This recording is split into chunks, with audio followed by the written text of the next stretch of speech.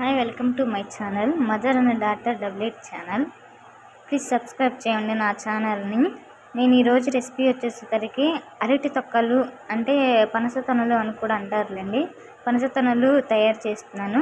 దానికి కావాల్సిన పదార్థాలు, దాన్ని తయారు చేసే విధానం నేను ఈ వీడియోలో చూపిస్తాను. పనస తొనలకు కావాల్సిన పదార్థాలు, నేను 1 కప్పు మైదా పిండి తీసుకున్నానండి. 1 కప్పు మైదా పిండి తీసుకున్న తర్వాత ఆ మైదా పిండిని నేను ఒక బౌల్లో అయితే వేసుకున్న తర్వాత దాంట్లో కొంచెం చిటికెడు రుచికి సరిపడా చిటికెడు ఉప్పు అయితే యాడ్ చేసుకున్నాను.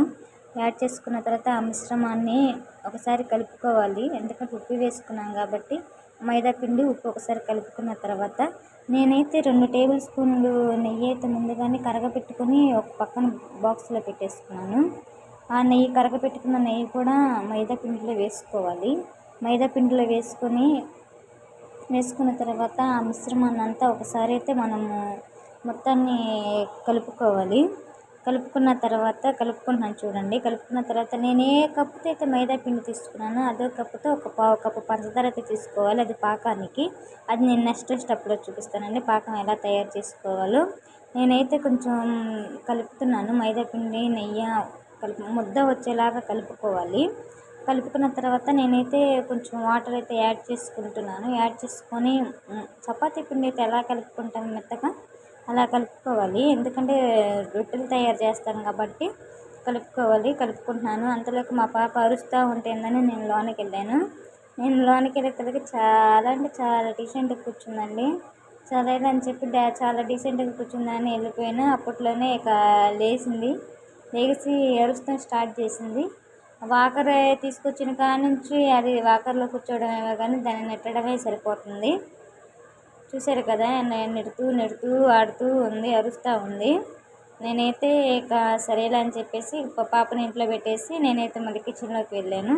చూసారు కదా, మెత్తగా ఇలా అయితే నేను చపాతీ పిండిలాగా చేసుకున్న తర్వాత దీన్ని అయితే ఒక 10 నిమిషాలు మనం మూత పెట్టేసుకోవాలి. మూత పెట్టేసుకున్న టైంలో మళ్ళీ మా పాప కిచెన్లోకి వచ్చేసేసింది.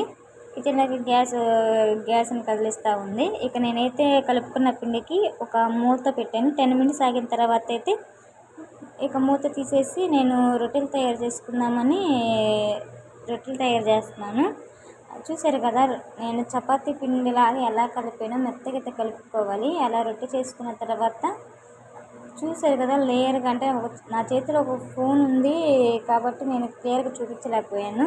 చూసారు కదా, ఇలా లేయర్లుగా కట్ చేసుకోవాలి. కట్ చేసుకున్న తర్వాత ఇటు నుంచి అటు నుంచి మొత్తేసుకుంటూ ఉండాలా. ఉన్న తర్వాత ఇది ఇలా అయితే వస్తుందండి. షేప్ అయితే అలా వస్తుంది, పనస తొనల షేపు. నేను కప్పు మైదా పిండి తీసుకున్నాను కదా, 5 పనస తొనలు అయితే వచ్చాయండి. ఇక నేనైతే కిచెన్లోకి వెళ్ళిన తర్వాత ఒక పక్క బాండీలో అయితే ఆయిల్ వేడి చేసుకున్నాను. ఒక పక్కనైతే పంచదార పాకం రెడీ చేసుకుంటున్నాను.